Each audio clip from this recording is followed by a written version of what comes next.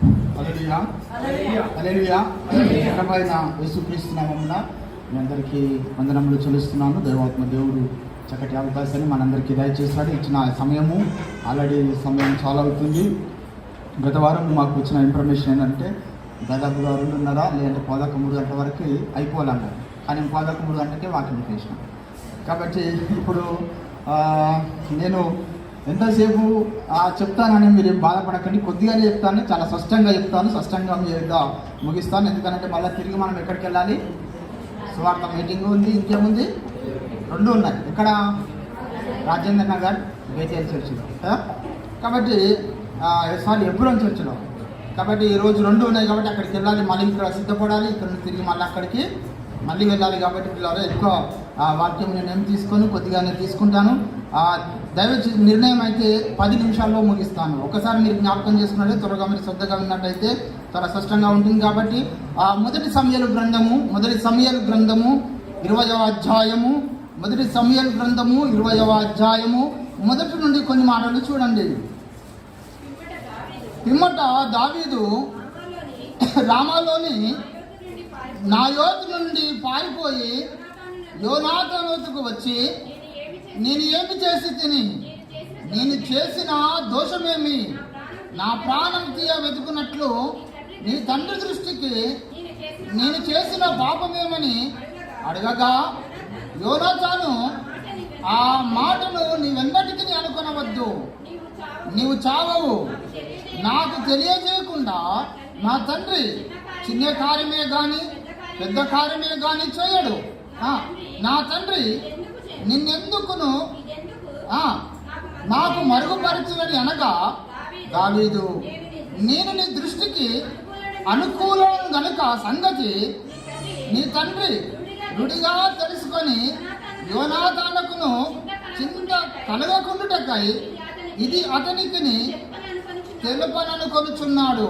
అయితే యెహోవా జీవముతోడు నీ జీవముతోడు నిజముగా నాకును మరణములకును అడుగు మాత్రమున్నదని ప్రమాణము చేయగా. హల్లెలూయా హల్లెలూయా.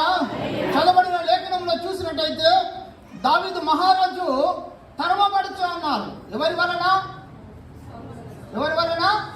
సౌలు వలన తరమబడుతూ ఉన్నాడు. కాబట్టి దావీదు ఎప్పుడైతే దేవుని చేత అభిషేకించబడ్డాడో ఈ యొక్క సౌలు లోపల ఏమొచ్చిందనంటే, నాకు ప్రతిగా దావీదు మహారాజు ఏమవుతున్నాడు? రాజు అవుతున్నాడు. కాబట్టి అతన్ని చంపాలనుకున్నాడు. కాబట్టి సౌలు దావీదును తరుముతా ఉన్నాడు. అయితే దావీదును తరుముతున్నాడు, కానీ ఈ యోనాతాను దావీదు ఇద్దరు చాలా ఎలాంటి వాళ్ళంట? ప్రాణ స్నేహితులు కదా. ఏం స్నేహితులు?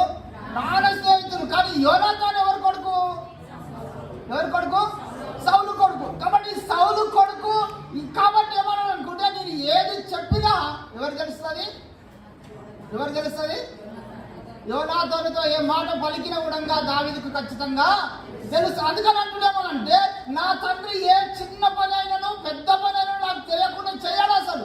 కానీ ఎందుకు దాచాడనంటే, ఒక మనుషుని చంపుతున్నానంటే ఎవరైనా చెప్తారా? కదా. ప్రాణంగా ప్రేమించిన వాడిని, ప్రాణ స్నేహితునిగా ప్రాణంగా ఉన్న ఇష్టముగా ఉన్న వాడిని ఒక మనుషుడు చంపుతారంటే చెప్పగలడా? నేను చెప్పాను అనుకుని వాడే చెప్తాడు, వానికి ఖచ్చితంగా చెప్తాడు. కాబట్టి దాచిపెట్టాడు. అంటే ఎవరు? సౌలు. కారణం ఏంటి? సౌలు దావీదు చంపాలని కారణం ఏంటి? ఎందుకు కారణము? ఏం చేసిండు? మీరు చెప్పేది నాకు ఒక విధంగా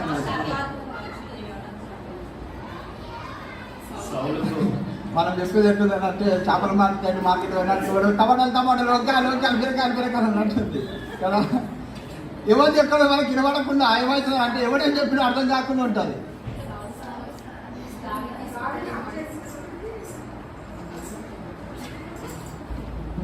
లేదు అస్సలు విషయం ఏంటిది? సౌలు దావీదును ఎందుకు చంపాలనుకున్నాడంటే, దావీదును దేవుడు అభిషేకించడానికి సమూయేలు ప్రవక్తను వాడుకున్నాడు. ఎందుకొరకు? సౌలు చేసిన పనిని బట్టి. సౌలు ఏదైతే పని చేశాడో, దేవుడు ఏదైతే నియమించాడో ఆ నియమమును విడిచిపెట్టి తనకు అనుకూలమైన నియాన్ని వెళ్తాడు. తనకు ఇష్టమైన అనుసారంగా జీవించాడు. తనకు అనుకూలమైన జీవితాన్ని పరమందున్న దేవునికి అనుకూలంగా లేదు. కాబట్టి దావీదును అభిషేకించాడంటే సౌలు రాజుగా ఇంకా వెళ్ళబడక ముందే దావీదును అభిషేకం చేయగానే ఈ సౌలు లోపల ఏమో చేసిందనంటే, నేను రాజుగా ఉండగా వాడు ఎట్లా రాజు అవుతాడు కదా, ఎవరు నేను రాజుగా ఉండగా వాడు ఎలా రాజు అవుతాడు. అలాగే ఒకసారి చూస్తే యేసుక్రీస్తు కూడా జన్మించినప్పుడు అంట శాస్త్రులు పరిచయాలు ఇద్దరు కూడా వచ్చినప్పుడు, అయ్యా మీ దేశంలో పుట్టిన రాజు ఎవడంటే, ఎవరా రాజు, నేనే రాజు, నాకు తెలియకుండా ఇంకే రాజు పుట్టిండు కదా. ఏమొస్తుంది మనుషుల లోపల, రాజు దగ్గరికి వెళ్ళి ఆయన ఇంకో రాజు చేయడానికి అంటే వాడికి ఏమైనా ఉంటుందా, కోపం రాదు, ఖచ్చితంగా వస్తుంది. అలాగే దేవుని ఎదుట మనము నడిపించబడుతున్నప్పుడు ఒక మనుషుడు ఇంకొక మనుషుడు హెచ్చించినప్పుడు ఆ మనుషుల లోపల ఏమొస్తుంది అంటే ఈర్ష, ద్వేషము, అసూయ, లేదంటే ఇలాంటి ఒక రకమైన లోపల ఆ ఒక స్వార్థం అనేది మనుషుల లోపల వస్తుంది. కాబట్టి సౌలు కూడా అలాగే వచ్చేసి దావీదుని చంపాలనుకున్నాడు, ఈట తీసుకుని. అందుకని మనం చూస్తే సౌలు ఒకసారి ఏం చేశాడు తెలుసా, 18వ అధ్యాయంలో ఉంటుందేమనంటే, దావీదును మీరు చంపాలని ఇక్కడ ఈట తీసుకొని పొడిచినప్పుడు అంట, ఇక్కడ యోనాతాను అన్నాడు ఏమనంటే, అడుగు మాత్రమే ఏమున్నది నాకు ప్రాణానికి దృఢంగా ఒక అడుగు అంట. ఎంత ఒక మనిషిని అడుగు ఎంత ఉంటుంది, మా అంటే 4 ఫీట్లు అంటే 5 ఫీట్లు ఉంటుంది. అడుగు మాత్రమే నా ప్రాణం ఏమున్నది, కొంచెములో ఉన్నది. అయ్యా నన్ను ఎలా చేయమంటావనంటే, అయ్యా నా కార్యం చేయడానికి నా తండ్రి ఏది నా దగ్గర దాచిపెట్టాడు, కానీ ఎందుకు దాచాడో నా దగ్గర తెలియదు, దేని కొరకు దాచిపెట్టాడో నాకు తెలియదు. కాబట్టి ఆ మనుషులు చంపాలనుకున్న సమయంలో యోనాతాను అనుకున్నాడేమనంటే, నేను ఎలాగైనా సరే దీని విషయం ఏం చేస్తాను, నేను నా తండ్రి యొద్ద నేను తెలుసుకుంటాను. చూడండి 12వ విషయం చదవండి. అప్పుడు యోనాతాను, ఇజ్రాయేలుకు దేవుడైన యెహోవా సాక్షి, రేపైనను ఎల్లుండైనను ఈ వేళప్పుడు నా తండ్రిని శోధించును, అప్పుడు దావీదులకు క్షేమమని నేను తెలుసుకొనిన ఎడల నీ నా వర్తమానము నీకు పంపకపోదునా, అయితే నా తండ్రి నీకు కీడు చేయని ఉద్దేశించుచున్నాడని నేను తెలుసుకొని ఎడల దాన్ని నీకు తెలియజేసి నీవు క్షేమముగా వెళ్ళునట్లు నిన్ను పంపివేయని ఎడల యెహోవా నాకు గొప్ప అపాయము కలుగజేయును గాక. యెహోవా నా తండ్రికి తోడుగా ఉండినట్లును నీకును తోడుగా ఉండును గాక. హల్లెలూయా, హల్లెలూయా. ఒక మనుషుడి కొరకు ఎంత ప్రయాసపడుతున్నాడంటే, తనకు కలిగిన వాటన్నిటిలో ఏమన్నాడు తెలుసా, ఇజ్రాయేలు దేవుడని యెహోవా సాక్షిగా అంట. ఎవరు సాక్షి? యెహోవా సాక్షిగా, రేపైనను ఎల్లుండైనను ఈ వేళ నా తండ్రిని శోధించు. ఏం చేస్తాడంట, నా తండ్రిని శోధిస్తాను. ఏమని, దావీదుని ఎందుకు చంపాలనుకుంటున్నావు, దావీదుని ఎందుకు చంపాలనుకున్నావు, దేని కొరకు చంపాలనుకున్నావు, దేని విషయంలో చంపాలనుకుంటున్నావు. కాబట్టి నా తండ్రిని శోధించి ఏ విధముగానైనా నీకు వర్తమానం ఖచ్చితంగా నేను పంపిస్తాను. అది ఏ వర్తమానను, ఒకవేళ నేను చంపడానికి దేని కొరకు చంపాలనుకుంటుండు, ఎందువరకు చంపాలనుకుంటుండు, ఆ విషయం అన్నిటిలో కూడా నేను నీకేం చేస్తాను, ఖచ్చితంగా నేను వర్తమానం పంపిస్తాను. ఒకవేళ యెహోవా నాకు గొప్ప అపాయం కలుగజేస్తాడు, ఒకవేళ నేను వర్తమానం ఇవ్వకపోతే. ఏమని, ఒక వర్తమానం నీకు అప్పచెప్పకపోతే, నాకు ఇచ్చిన సమయం, నాకు తెలిసిన ఒక అనుకూలమైనది ఏదైనా కూడా ఒకవేళ తెలిస్తే, నీకు నేను చెప్పకపోతే అపాయం నాకు ఎవరు కలుగజేస్తారు, దేవుడు కలుగజేస్తాడు. కాబట్టి పిల్లలు మనం చాలాసార్లు గమనించాలి. ఏమని తెలుసా, దేవుడు మనకు అనేక సందర్భంలో ఖచ్చితంగా దేవుడు మాట్లాడతాడు మనతో. ఆ మాట్లాడిన సమయంలో ఏదైతే దేవుడు నీతో చెప్తాడో ఆ కార్యం నువ్వు చేయకపోతే ఖచ్చితంగా ఏమవుతుందంటే, అతను ఎదుటి వారికి ఏమవుతుంది, ఖచ్చితంగా మరణ శిక్ష కలుగుతుంది కదా. మనం ఆరాధన వాక్యంలో నిన్ను లేని పొరుగు అని కదా, యోనాతాను ప్రేమించాడు, తన పొరుగుల వారిగా ఉన్న దావీదుని ఏం చేశాడు, ప్రేమగా చూశాడు. కాబట్టి ఇంకా చూసుకుంటే ఎంత ప్రేమగా చూడని ఇంకొక కిందికి మాట చూస్తే 16వ వచనం చదవండి. ఇలాగున యెహోవా దావీదు యొక్క శత్రువుల చేత దానిని విచారించినట్లుగా యోనాతానును దావీదు సంతతి వారిని బట్టి నిబంధన చేసెను. యోనాతాను దావీదును తన ప్రాణ స్నేహితునిగా ప్రేమించను కనుక ఆ ప్రేమను బట్టి దావీదు చేత మరలా ప్రమాణము చేయించను. హల్లెలూయా, హల్లెలూయా. ఏమన్నాడంట, ప్రాణ స్నేహితుడు ఉన్నారు. ఈ లోకంలో కూడా మనకు చాలా మంది ప్రాణ స్నేహితులు ఉంటారు. తల్లికి చెప్పుకోం, తండ్రికి చెప్పుకోం, చివరికి భార్య కూడా చెప్పుకొని కొన్ని విషయాలు ఎవరు చెప్తారు, స్నేహానికి. ఎందుకు తెలుసా, మరణానికి గూఢంగా భయపడకుండా స్నేహంతో చెప్పుకుంటాడు. కానీ ఆ స్నేహితుడు నువ్వు చెప్పగానే 10 మంది చెప్పాడు అనుకోండి, ఎలా ఉంటుంది కదా. ఒక మనుషుడికి నువ్వు ఎంత ప్రేమిస్తే, లేదంటే ఎంత నమ్మితే కదా, ఎంత నమ్మితే ఆ మనుషునితో నువ్వు ఆ మాట చెప్పగలవు. ఆ మనుషునితో నువ్వు ఉన్నప్పుడు ఎలా ఉంటుందో తెలుసా? ఆ మనుషుని జీవితం ఎలా అంటే సమస్తముగా నీవే అనుకునే ఆ స్థితిగా మనుషుడు స్నేహితునిగా వస్తాడు. చనిపోవడానికి కూడా కదా. దోస్తాన్ ప్రాణానికి ముప్పు అంటారు. దోస్తాన్ని చేసిన వాడిని ఏమవుతుందంట?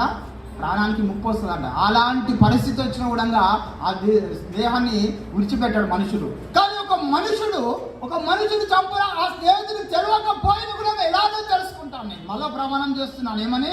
అయ్యా ఖచ్చితంగా నేనేం చేస్తాను, రేపు విధముగా ఖచ్చితంగా నేను తెలియజేస్తానని చెప్తూ 18వ వచనంలో కూడా చూడండి ఏమన్నాడు? మరియు యోనాతాను దావీదుతో ఇట్లా, నేను రేపటి దినమున అమావాస్య నీ స్థలము ఖాళీగా కనబడును కనుక నువ్వు 3 దినములు ఆగి ఈ పనిని జరిగించుచుండగా నీవు దాగి ఉన్న స్థలములకు త్వరగా వెళ్ళి ఏసేవ అనబడు బండ దగ్గర నుండుము. ఏమని చెప్తున్నాడు? అయ్యా ఒక స్థలములో వాళ్ళు దాక్కో. ఇక్కడ ఒక స్థలం అంటే ఇద్దరికే తెలుసు, అది ఎవరికి తెలియదు. కాబట్టి ఏసేను అనే ఒక బండ దగ్గర ఉండుము. ఖచ్చితంగా ఏ విషయం తెలిసాను నీ దగ్గరికి నేను వస్తాను, కన్ఫామ్గా వస్తాను. ఎందుకనంటే ఒక మనిషిని కాపాడాలని చూస్తా ఉన్నాడు. కాబట్టి దేవుడు కూడా పిల్లారా మనల్ని ఈ లోకములో ప్రాణం కంటే ఎక్కువగా ప్రేమించాడు. ఆయన స్నేహితుడు ఎలాంటి వాడంటే మనకి ప్రాణ స్నేహితుడు కదా. ఒక మనుషుడితో నడిచేవాడంట ఆయన. ఒక మనుషుడు నువ్వు నడుస్తున్నప్పుడు నీ పక్కన ఆయన ఉండి నడుస్తాడంట. ఖచ్చితంగా కన్ఫామ్గా నడుస్తాడంట. ఎందుకనంటే ఆయన మనకు ప్రాణ స్నేహితుడు ఆయన. కాబట్టి పిల్లారా దేవుడు ఒక మనుషుని అంతగా ప్రేమిస్తున్నాడు. ఒక మనిషిని అంతగా ప్రేమించినప్పుడు, ఒక మనిషిని అంతగా అంటే ప్రయాసపడి ఆ మనిషి అంతగా ఎలుపు చేస్తున్నప్పుడు మరి నీ దేవుడే స్నేహితునిగా ఉంటే నీకెంత ఎలుపుగా ఉంటుందో ఒకసారి ఆలోచించు. ఎలాంటి మరణమైలోనైనా, ఎలాంటి బాధలోనైనా, ఎలాంటి శ్రమలోనైనా, ఎలాంటి కష్టంలోనైనా, ఎలాంటి ఇబ్బందులో ఇరుకులోనైనా కూడా ఖచ్చితంగా దేవుడు నీకు తోడుగా ఉండి ప్రతి విషయంలో నీకు దాక్కోవడానికి లేదంటే ఆ సమయంలో నుంచి బయటకు రప్పించడానికి దేవుడు ప్రాణ స్నేహితుడిగా నీకు ఖచ్చితంగా ఉంటాడు. ఎందుకు తెలుసా? దేవుడికి కావాల్సింది అదే, మనిషిని ఖచ్చితంగా ప్రేమించేవాడిగా ఉంటాడు. కాబట్టి చూడండి ఇలా చేసిన దావీదు చివరి పరిస్థితి ఎలా ఉంటుందనంటే, ఒకసారి చూస్తే 28వ అధ్యాయంలో సమూయేలు రాసిన గ్రంథములో 28వ అధ్యాయము 33వ వచనం నుండి చూడండి. సమూయేలు మృతి పొందగా ఇజ్రాయేలు అతని గురించి విలాపము చేసి రామ అను అతని పట్టణంలో పాతి పెట్టబడి ఉండి, మరియు సౌలు కరుణ పిశాచము గల వారిని చిల్లంగి వారిని దేశములో నుండా వెళ్ళగొట్టి ఉండెను. ఫిలిష్తీయులు దండెత్తి వచ్చి షూనేములో దిగగా సౌలు ఇజ్రాయేలందరినీ సమకూర్చి వారిని గిల్గాములో దిగిరి. సౌలు ఫిలిష్తీయుల దండును చూసి మనసునందు భయంకము నంది యెహోవా యొద్ద విచారణ చేయగా, యెహోవా స్వప్నము ద్వారానైనను, ఉరుము ద్వారానైనను, ప్రవక్తల ద్వారానైనను ఏమీ సెలవయ్యక ఉండెను. కారణం ఏంటో తెలుసా? దేవుని యొక్క ఆత్మ సౌలులో నుంచి బయటికి వెళ్ళిపోయింది. కీడు తలపెట్టాలనుకున్నాడు కదా, కీడును తలపెట్టాలనుకున్నాడు, దావీదును చంపాలనుకున్నాడు. అలాంటి వాని యొక్క జీవితంలో దేవుని ఆత్మ ఉంటుందా? దేవుని ఆత్మ ఎప్పుడు కూడా ఉండదు.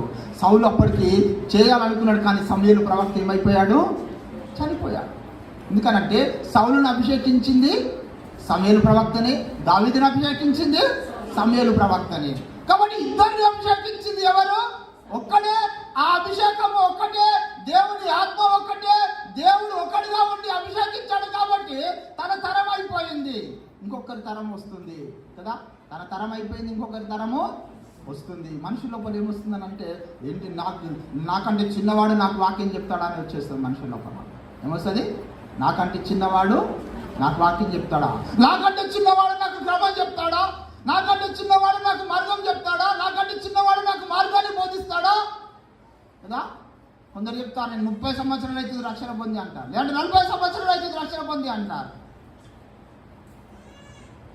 దేవుడు నిన్ను రక్షించాడు కానీ బోధించడానికి నియమించలేదు. అందుకనే దేవుడు అంటాడు, అనేకులు బోధకులు కాకూడదు. ఎవరిని ఏర్పరచుకోవాలి? దేవుడు వాళ్ళనే ఏర్పరచుకుంటాడు. ఎవరిని నియమించుకోవాలి దేవుడు? వాళ్ళనే నిర్ణయించుకుంటాడు. ఎవరిని నిర్ణయించాలో ఆ నిర్ణయం కలిగి దేవుడు ఉంటాడు. కాబట్టి దేవుడు అభిషేకము కలిగిన వారి విషయంలో ఏదైతే నీకు నియమించబడుతుందో అదిగానే ఉంటుంది. కానీ ఎప్పుడైతే సౌలు దేవుని విడిచిపెట్టి వెళ్ళాడో అతని లోపల ఏమవుతుందంటే దురాత్మ ప్రవేశించగానే అతను ఎంత ప్రార్థన చేసినా కానీ ఏం కాలేదంట. దేవుడు స్వరము వల్ల పలకలేదు, ఉరుము ద్వారా పలకలేదు, ఎవరి ద్వారా కూడా ఏం చేయలేదంట, ప్రవక్త ద్వారా ఏమీ సెలవేయకుండా కనుక అప్పుడు అంట ఏం చేస్తున్నాడు తెలుసా? 7వ వచనంలో రాశాడు, ఏమంటున్నాడు?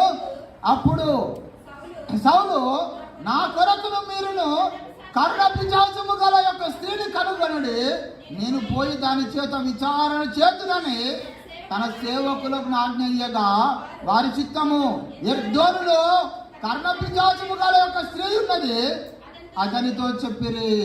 అప్పుడు కాబట్టి సౌలు మారువేషము ధరించి వేరు బట్టలు తొడుకొని 2 మనుషులను వెంట పెట్టుకొని పోయి రాత్రి వేళ ఆ స్త్రీ వద్దకు వచ్చి కర్ణ పిశాచము గల ద్వారా నాకు శకునము చెప్పి నాతో మాట్లాడుటకై నేను ఎవరితో చెప్పువారితో రప్పింపమన కోరగా ఆ స్త్రీ, ఇదిగో సౌలు చేయించినది నీకు తెలిసే ఉన్నది కదా, కర్ణ పిశాచము గలవారిని, చిల్లంగి గలవారిని అతడు దేశములో ఉండకుండా నిర్మూలము చేశాను కదా, నువ్వు నా ప్రాణము కొరకు ఉరియొద్ది నాకు మరణమేలా రప్పించుమని అతనితో అనెను. హల్లెలూయా, హల్లెలూయా. ఈ వాక్యం నాకు చదివినప్పుడే చాలా నవ్వు వస్తుంది. నాకు ఎందుకు నవ్వు వస్తుంది అంటే, ఎవరైతే దేశంలో నుంచి బయటికి వెళ్ళగొట్టాడో ఆయన ఎవరు వచ్చాడు? ఆ స్త్రీ పలుకుతుంది ఏమని, సౌలు అనే మనిషి ఒకడు ఉన్నాడు, ఆడేం చేసిండు? కర్ణ పిశాచం గలవారిని, చిల్లంగి గలవారిని దేశంలో ఉండకుండా బయటికి వచ్చింది ఎవరు? ఎవరైతే వెళ్ళగొచ్చాడో వాడు ఎవరి దగ్గర వచ్చి కూర్చున్నాడు? మన స్థితి కూడా ఒకసారి ఏమైతే తెలుసా? దేవుని ఒకప్పుడు ఆ సాతాను నుండి వెళ్ళగొట్టబడి ఎక్కడికి వచ్చినాం? మనము ఎవరి దగ్గరికి వచ్చినాం? మన తిరిగి మళ్ళీ ఎక్కడ పోతున్నాం? అందుకనేనంట 7 పోయి ఏం చేస్తాయంట, 1 పోయి ఏం చేస్తాయి? అప్పుడు ఎట్లుంటుంది? ఇంకా 1 ఉంటేనే జీవితము నరకం, 1 ఉంటేనే జీవితము నరకంగా ఉంటుంది. 1 పోయి 7 వస్తే ఎన్ని అయినాయి? అవి 8 అంట. 8 కాగానే ఇంకెలా ఉంటుందో సార్ ఆలోచించండి కదా. ఈ స్త్రీ అంటుంది, అయ్యా సౌలు అనేవాడు ఉన్నాడు కదా, ఏం చేశాడు? దేశంలో కర్ణ పిశాచం గలవాడిని, చిల్లంగి గలవాడిని దేశంలో ఉండకుండా బయటికి పంపించేశాడు. నాయన, నువ్వు నా ప్రాణం తీయడానికి ఎందుకు వచ్చినావు నాయన అన్నాడు అడుగుతుంది. కానీ వచ్చింది ఎవరు? సౌలు అని పాపం తెలియదు అన్నట్టు కదా. ఏమని ప్రమాణం చేస్తున్నాడు తెలుసా? అందుకు సౌలు, యెహోవా జీవము తోడు, దీనిని బట్టి నీకు శిక్ష ఎంత మాత్రము రాదని యెహోవా నామము నా ప్రమాణం. అబ్బో ఎంత మంచి చేస్తాడు. మళ్ళీ ప్రమాణం చేసేది ఎవరిదంట కదా? దేవుడే లేడు, మరి దేవుడితో ప్రమాణం చేస్తున్నాడు, దేవుని ప్రమాణం చేస్తున్నాడు కదా. ఆత్మ విడిచి వెళ్ళిపోయింది చాలాసార్లు మనం అనుకుంటాం కదా. అందుకనే సామెతల గ్రంథం 29వ అధ్యాయం 1వ వచనంలో అంటాడు ఏమని, ఎన్నిసార్లు గద్దించినను లోబడని వానికి హఠాత్తుగా ఏమొస్తుందంట? మరణం వస్తుంది కదా. ఏమొస్తుంది? ఖచ్చితంగా మరణం వస్తుంది. మనని దేవుడు ఎన్నిసార్లు గద్దిస్తుండొచ్చు కదా. మరి మనకెందుకు వస్తలేదు మరణము కదా? శరీరానికి రాస్తలేదు మరణము, ఆత్మ చచ్చిపోయింది. ఏం లేదు, రక్షింపబడినప్పుడు వచ్చిన ఆత్మ కరెక్ట్ ఒప్పుకుంటున్నారు, ఇప్పుడు లేదు అంట. నిజంగా ఉన్నదంటారా? ఒకసారి ఆలోచించండి, ఉన్నదంటారా? మన జీవితంలో దేవుని ఎదుట ఆత్మను పొందుకున్న వారంగా ఉన్నాం, పరిశుద్ధాత్మను పొందుకున్నాం. మనం దేవుని ఎదుట రక్షింపబడి ఆ రక్తంలో కడగబడి 3 దినములు ఉపవాసం ఉండి ఆ తర్వాత అగ్నిబాపిసంలో ఉండి దేవుని పరిశుద్ధాత్మను కూడా పొందుకొని కదా, ఆ ఆత్మను పొందిన మనము సౌలు లాంటి జీవితం మళ్ళీ ఏం చేస్తున్నామనంటే మారువేషం. కానీ సౌలు మారువేషం కర్ణ పిశాచం దానికి వెళ్ళాడేమో, కానీ మన ఆత్మకు మనం మారువేషం వేసుకొని దేవుని దగ్గర సరిగ్గా కనబడడం లేదు, దేవుని ఎదుట సరిగ్గా కనబడడం లేదు. ఏమంటున్నాడో తెలుసా? యెహోవా జీవము తోడు కదా. నీకు ఎలాంటి అపాయము గుణంగా, ఎలాంటి శిక్ష గుణంగా నీ ఎంత మాత్రం నీ ఎద్దకు రాదని యెహోవా నామమున ప్రమాణము చేయగా, ఆ స్త్రీ నీతో మాట్లాడక నేను ఎవరిని రప్పింపవాలని అడగగా అతడు సమూయేలును రప్పించమనెను. ఎవరు రప్పించమన్నాడంట? సమూయేలును రప్పించమన్నాడంట. సమూయేలును రప్పించమని చూడండి, 12వ వచనం చదవండి. ఆ స్త్రీ సమూయేలును చూసి అప్పుడు బిగ్గరగా కేక వేసి, నువ్వు సౌలువే, నన్నెందుకు మోసపుచ్చితివని సౌలుతో అనగా వేషం బయటపడింది. ఏం బయటపడింది? మారు వేషం బయటపడింది. నువ్వు సౌలువే. నువ్వెవరు? నువ్వు సౌలు, ఎందుకు నన్ను మోసం చేశావు కదా. మనుషులను మోసం చేస్తే ఏ రోజు కన్నా ఖచ్చితంగా ఏమవుతుందంట? బయటపడుతుంది. అది దేవుని దగ్గర ఖచ్చితంగా పుట్టం వేయబడుతుంది. దేవుడు ఊరికనే కాదు, మన వేషాన్ని బట్టబయలు చేస్తున్నాడు. వాక్యంలో ఉన్నది, మిద్దె లోపల చేయబడినంత కూడా మిద్దె మీద ప్రకటింపబడుతుందని. సౌలు ఎంత మంచి మారువేషం వేసుకున్నా కదా, ఎంత మంచి మారువేషం వేయగానే ఆ సౌలు యొక్క ఆ సమయం యొక్క ఆత్మ పైకి రాగానే ఆ స్త్రీ గుర్తుపట్టాలంట, నువ్వు సౌలువే, నన్ను ఎందుకు మోసం చేస్తావని. చదివి కదవండి. రాజు, నువ్వు భయపడవద్దు, నీకు ఏమి కనబడుతున్నానని ఆమెతో అనగా, ఆమె దేవదూతలలో ఒకడు భూమిలో నుండి పైకి వచ్చుట నేను చూచాను. అందుకు ఏమి రూపముగా ఉన్నాడని దానిని అడిగినందుకు, అది దుప్పటి కప్పుకొని ముసలివాడు ఒకడు పైకి వచ్చుచున్నాడని సౌలు అతడు సమూయేలు అని తెలుసుకొని సాగిలో పడి నమస్కారం చేశాడు. ఎవరి ఆత్మ వచ్చింది? సమూయేలు ఆత్మ. సమూయేలు ఆత్మ రాగానే సౌలు సాగిలో పడి నమస్కారం చేశాడు. కారణం ఏంటి అనంటే, దేవుని ఆత్మ వెడలిపోయింది. ఆ ఆత్మ వెడలిపోగానే ఇతని లోపల దురాత్మ ప్రవేశించింది. ఆ దురాత్మ ప్రవేశించగానే తన లోపల ఏమొచ్చిందనంటే, ఈ లోక జీవితం కలిగి అన్నింటిలో ఉన్నాడు. ఆ తర్వాత మనం చూసుకుంటే చరిత్ర ఇంకా చాలా ఉంది.